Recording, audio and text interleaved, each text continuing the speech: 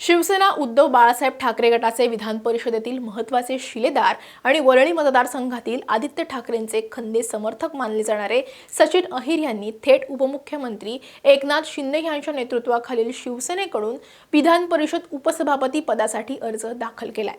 या एकाच घडामोडीमुळे संपूर्ण राजकीय वर्तुळात खळबळ उडाली आहे। याला एकनाथ शिंदे यांचं धक्कातंत्र मानलं जात आहे।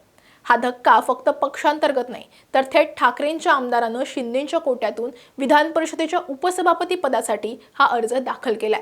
त्यामुळे हा मोठा धक्का मानला जातोय। उद्धव ठाकरे यांचे आमदार आता एकनाथ शिंदेंसोबत जाणार अशी चर्चा सुरू असताना आता सचिन अहिर यांनी शिंदेंच्या शिवसेनेची वाट धरली आहे। हा केवळ एका नेत्याच्या पक्षांतर किंवा अर्ज दाखल करण्याचा विषय नाहीये, तर यामागे मुंबईचं आगामी राजकारण, वरळी मतदारसंघातील वर्चस्व आणि ठाकरेंच्या शिवसेनेला खिंडार पाडण्याची मोठी रणनीती दडलेली आहे। सचिन अहिर यांनी ठाकरेंची साथ का सोडली?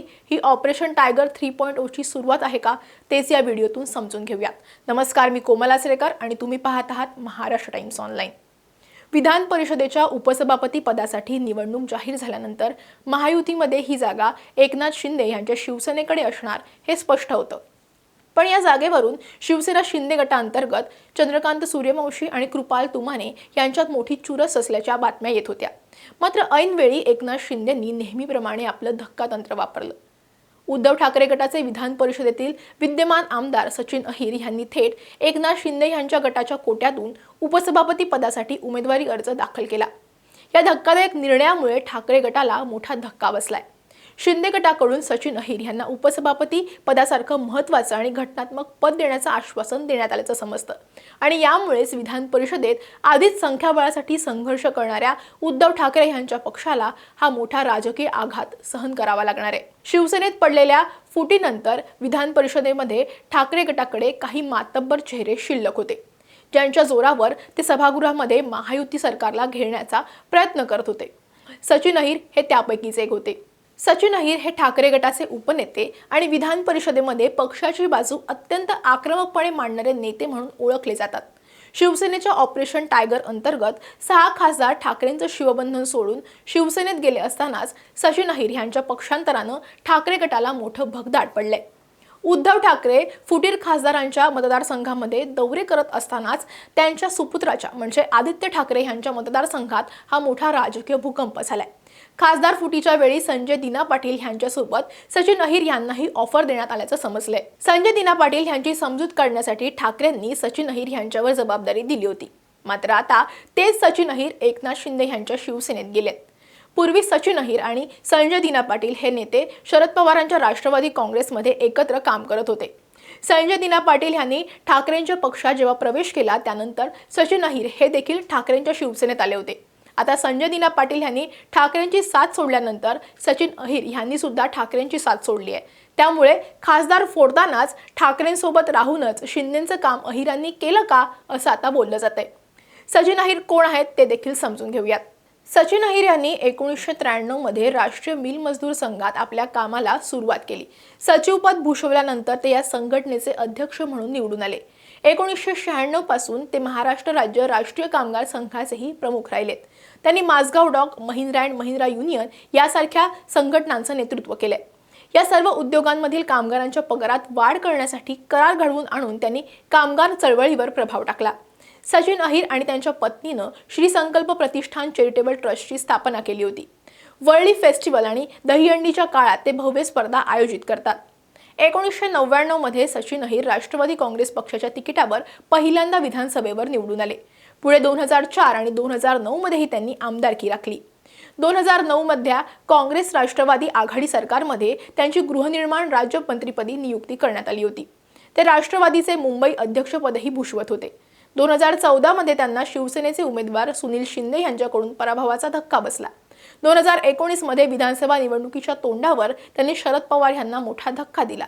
त्यांनी एकसंध शिवसेनेत प्रवेश केला। वरळी हा सचिन अहिर यांचा बालेकिल्ला मानला जातो। त्यामुळे 2019 आणि 2024 मध्ये आदित्य ठाकरे यांना विधानसभेवर निवडून आणण्यात सचिन अहिर यांचा महत्त्वाचा सहभाग मानला जातो।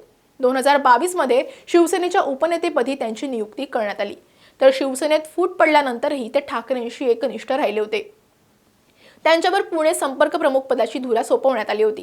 आदित्य ठाकरेंना वरळी मतदारसंघाचं मैदान मोकळं केल्याची बक्षिशी म्हणून 2022 मध्ये ठाकरेंकडून त्यांची विधान परिषदेवर निवड करण्यात आली।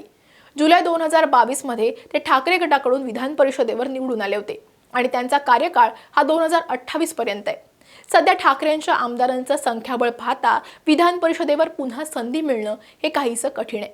त्यातच 2029च्या विधानसभा निवडणुकीत आदित्य ठाकरे हे वरळी विधानसभेतून पुन्हा एकदा निवडणूक लढतील। त्यामुळे आमदारकीसाठी सचिन अहिर यांनी शिंदेच्या शिवसेनेत प्रवेश केलाय असं बोललं जातंय। थेट उपसभापती पदासाठी सचिन अहिर यांनी अर्ज दाखल केल्यामुळे पक्षांतर बंदी कायद्यातून त्यांना सूट मिळणार आहे। पक्षांतर बंदी कायद्याच्या 10व्या अनुसूचीमधील अनुच्छेद 5 नुसार सभागृहाच्या पीठासीन अधिकाऱ्यांना म्हणजेच लोकसभा अध्यक्ष असतील, विधानसभा अध्यक्ष असतील, सभापती आणि उपसभापती असतील यांना पक्षांतर विरोधी अपात्रतेच्या तरतुदीपासून सूट देण्यात आलेली आहे। त्यामुळे सचिन अहिर हे या उपसभापती झाल्यामुळे त्यांना पक्षांतर बंदी कायदा हा लागू होणार नाहीये। मात्र सचिन अहिर यांनी घेतलेला हा पवित्रा ठाकरे गटाच्या विधिमंडळातल्या अस्तित्वावर प्रश्नचिन्ह निर्माण करणार आहे। विधान परिषदेत ठाकरेंच्या शिवसेनेचे 6 आमदार होते। आता सचिन अहिर यांच्या या पावलामुळे ठाकरे गटाचे विधान परिषदेतील संख्याबळ तर कमी होणारच आहे, पण त्यासोबतच इतर आमदारांमध्ये सुद्धा संभ्रमाचं वातावरण आणि अस्वस्थतेचं वातावरण निर्माण होऊ शकतं। त्यामुळे ऑपरेशन टायगर आता 3ऱ्या टप्प्यात सुरू झाल्याचं बोललं जातंय। पण या संपूर्ण राजकीय नाट्याचा सगळ्यात मोठा आणि दूरगामी परिणाम हा वरळी विधानसभा मतदारसंघावर होणार आहे। 2019च्या विधानसभा निवडणुकीमध्ये आदित्य ठाकरे जेव्हा पहिल्यांदा वरळीतून उभे राहिले तेव्हा त्यांचं सारथ्य करण्यासाठी आणि वरळीत शिवसेनेची ताकद मजबूत करण्यासाठी उद्धव ठाकरेंनी सचिन अहिर यांना राष्ट्रवादीतून शिवसेनेत आणलं होतं। वरळी मतदारसंघात सचिन अहिर यांचा वैयक्तिक जनसंपर्क, कामगार वर्गावरील पकड आणि जुनं नेटवर्क अत्यंत भक्कम आहे। आदित्य ठाकरेंच्या विजयात आणि वरळीतील संघटनात्मक बांधणीत अहिरांचा सिंहाचा वाटा होता। आता सचिन अहिर यांनीच एकनाथ शिंदेची साथ धरल्यामुळे वरळी मतदारसंघात आदित्य ठाकरेंना थेट चेकमेट मिळालाय। आगामी विधानसभा निवडणुकीमध्ये आदित्य ठाकरेंसाठी हा सगळ्यात मोठा स्थानिक पातळीवरील धक्का आता मानला जातोय, कारण वरळीतील हक्काचा आणि रणनीती आखणारा मोहरा आता प्रतिस्पर्धी गोटात सामील झालाय। एकनाथ शिंदे यांच्या गटाला वरळीत ठाकरेंना घेण्यासाठी एक अत्यंत मजबूत आणि स्थानिक चेहरा मिळालेला आहे। त्यामुळे आदित्य ठाकरेंना स्थानिक संघटना मजबूत ठेवण्यासाठी स्वतः आता पूर्ण वेळ द्यावा लागेल। राष्ट्रीय मिल मजदूर संघासारख्या मोठ्या संघटनांवर शिंदे गटाचं नियंत्रण येण्यासाठी आता शक्यताही मोठी वाढलेली आहे। त्यामुळे मुंबईतील मराठी आणि बिगर मराठी कामगार वर्गावर ठाकरे गटाचा प्रभाव सैल पडू शकतो। सचिन अहिर यांच्या जाण्यामुळे मुंबईत शिंदेच्या शिवसेनेला मोठी ताकद मिळाली आहे। सचिन अहिर यांनी शिंदेच्या गटाच्या माध्यमातून उपसभापती पदासाठी अर्ज भरणं हा उद्धव ठाकरे आणि आदित्य ठाकरे यांच्यासाठी हादरा मानला जातोय। एकनाथ शिंदे यांनी पुन्हा एकदा हे सिद्ध केलंय की ते महाविकास आघाडीच्या गोटात कधीही आणि कसाही सर्जिकल स्ट्राईक करू शकतात। या धक्कातंत्रामुळे ठाकरेंचे आमदार आता पुन्हा एकदा एकनाथ शिंदेसोबत जाणार अशा चर्चांना उधाण आले। आता खरंच ऑपरेशन टायगर 3ची ही नांदी आहे का, याविषयी तुम्हाला काय वाटतं ते कमेंटमध्ये नक्की सांगा। हा व्हिडिओ आवडला असेल तर लाईक आणि शेअर करायला विसरू नका। असेच व्हिडिओ पाहण्यासाठी महाराष्ट्र टाइम्सचं यूट्यूब चॅनल सबस्क्राईब करा, आम्हाला इंस्टा फेसबुकवरती फॉलो करा आणि हा व्हिडिओ तुम्ही शेवटपर्यंत पाहिलात त्यासाठी धन्यवाद।